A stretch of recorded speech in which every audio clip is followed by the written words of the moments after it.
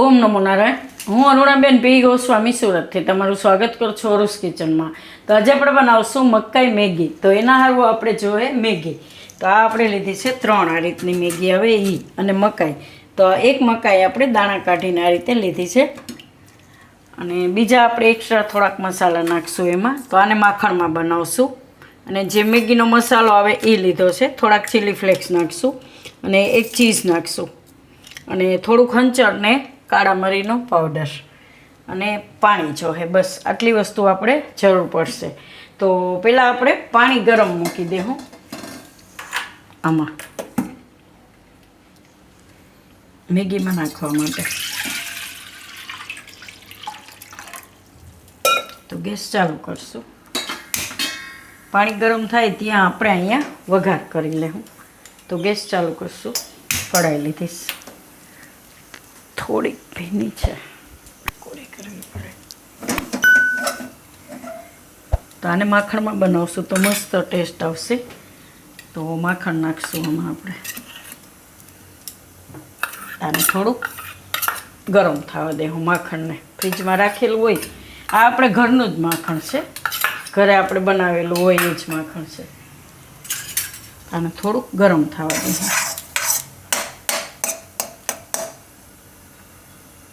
આને આપણે ગરમ કરી લીધું છે. એની અંદર નાખી દઉં હું આ ચીલી ફ્લેક્સ અને મકાઈ.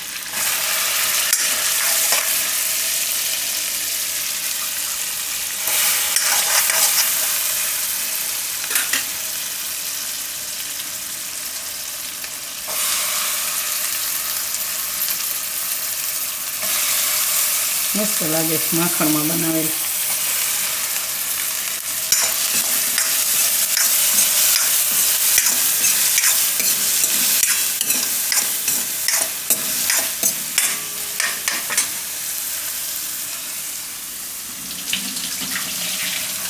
થોડીક વાર મકાઈને આમાં પાકવા દેવું, 1 થી 2 મિનિટ માટે.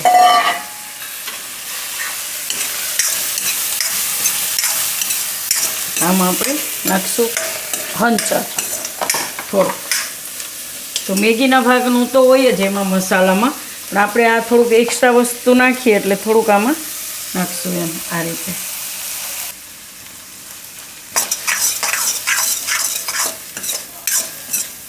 થોડીક વાર આમાં આપણે ફેરવી લેવું. 2 મિનિટ માટે પકાવશું, 2 મિનિટ.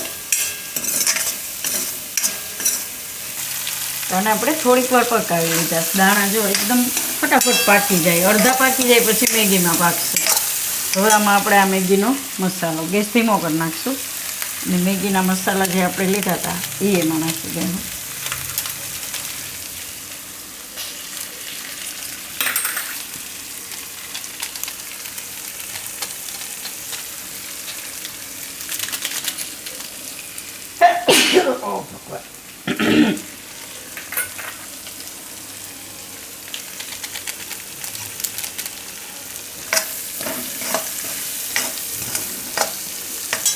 હવે એમાં આપણે નાખી દઈશું આ મેગી.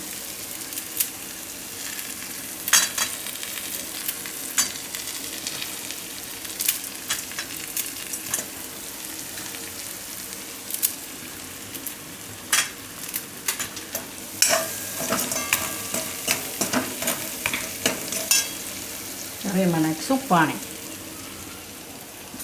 તો આપણે ગરમ પાણી જ નાખીશું એમાં.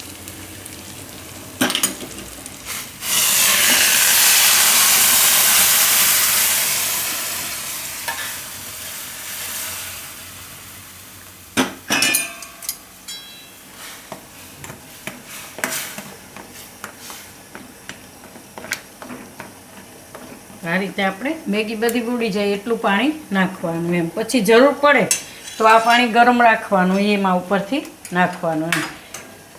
એટલે તમારે જો રસો થોડોક જોતો હોય તો વધારે પાણી નાખી શકો, નહીં તો ઓછું એમ. તો આ રીતનું પાણી નાખવાનું. તો 3 મેગી હોય ને તો તમારે 3 કપ પાણી તો નાખવું જ પડે એમ. તો હવે આને પાકવા દેવું આપણે.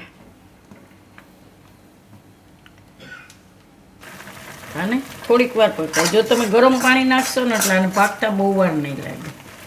તો અડધી પાકી ગઈશ, હજી થોડીક વાર પકાવશું. આ રીતનું સૂપ જેવું પીવાની મજા આવે એના ભેગું મેગી ભેગું. આમાં આપણે ચીઝ નાખી દે હું.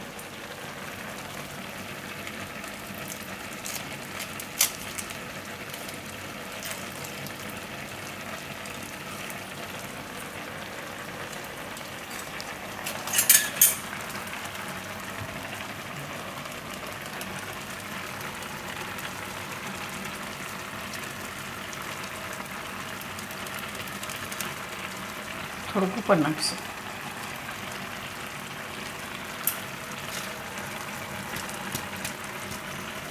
થોડીક તીખાની ભૂકી નાખશું, ટેસ્ટ સારો આવે એનાથી.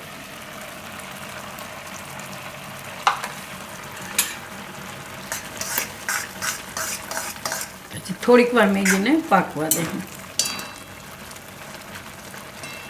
તો આને આપણે પકાવી લીધી. તો 3 થી 4 મિનિટ જેવું થાય મેગી પાકતા. આ રીતના ગરમ પાણી નાખશો ને એટલે જોતાં જ ખબર પડી જાય. આ રીતે ભાંગીને જોઈ લેવાની. જો મસ્ત પાકી ગઈ છે.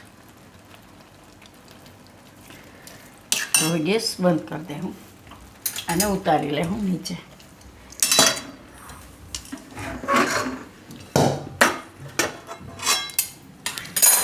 અને કાઢી લે હું વાટકામાં. એકદમ સરસ સ્પાઇસી. જો તમે નાના છોકરાઓ માટે બનાવતા હોય તો ચીલી ફ્લેક્સ ન નાખો, એમને બનાવવાની.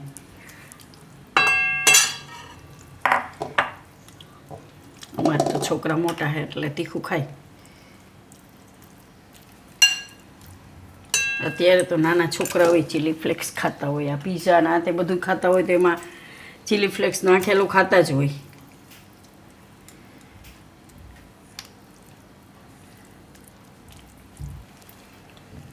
થોડુંક ચીઝ નાખશું ઉપરથી.